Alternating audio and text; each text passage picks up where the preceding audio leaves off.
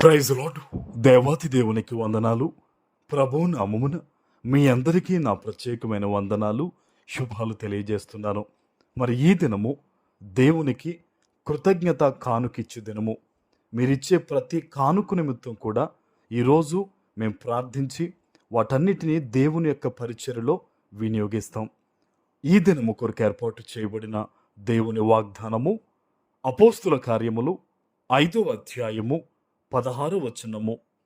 యెరూషలేము చుట్టూ ఉండు పట్టణముల జనులు రోగులను, అపవిత్రాత్మల చేత పీడింపబడిన వారిని మోసుకుని కూడి వచ్చిరి. వారందరూ స్వస్థత పొందిరి.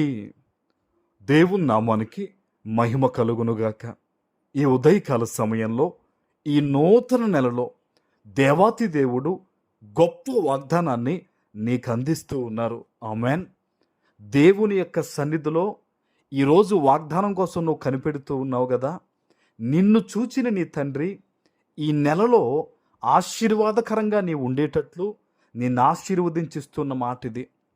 అపవిత్రాత్మల చేత నీవు దుఃఖిస్తూ ఉన్నా, నీ కుటుంబంలో భయంకరమైన శ్రమలున్నా, ఇబ్బందికరమైన పరిస్థితుల గుండా నీ వెళుతూ ఉన్నా సరే, ఇదిగో దేవుడు చెప్తూ ఉన్నారు, నీవు స్వస్థత పొందుకోబోతూ ఉన్నావు. ఆమెన్. బహుశా నువ్వు అనుకోవచ్చు, గడిచిన నెలలో నా జీవితంలో ఏమీ జరగలేదే, నేను దేవునికి దూరం అయ్యానే, నా పరిస్థితులు ఈ విధంగా ఉన్నాయి కదా, మరి ఈ వాగ్దానం నా కొరకేనా అని నువ్వు అనుకుంటున్నావేమో. ఈ మాటను ఒక్కసారి జ్ఞాపకం చేసుకో. ఆనాడు పేతురు గారు కూడా యేసయ్య అంటే నాకు తెలియదు అని ముమ్మారు అబద్ధము పలికిన వారే. అలాంటి పేతురును దేవుడు ఎంత గొప్పగా మార్చారంటే, అభిషేకించారంటే, ఆశీర్వదించారంటే, ఆయన వస్తూ ఉన్నప్పుడు ఆయన నీడ పడితే చాలని రోగులను, ఇబ్బందుల్లో ఉన్నవారు, దయ్యాలు పట్టిన వారిని తీసుకొచ్చి పెడితే ఆయన నీడ పడుతూ ఉండగానే స్వస్థతలు కలిగాయంట. హల్లెలూయా. ఈరోజు నీ జీవితంలో కూడా నువ్వు వాగ్దానాన్ని నమ్మినప్పుడు, నీవు దేవునికి సమీపంగా జీవిస్తూ ఆయన సన్నిధిలో నీవు ఉంటూ ఉన్నప్పుడు, నువ్వు మాట పలికినా కూడా అద్భుతాలు జరుగుతాయి. ఆమెన్. నువ్వెంత విశ్వాసంలో బలపడతావో అంతే ఎక్కువ దేవుని కృపను పొందుకుంటావు.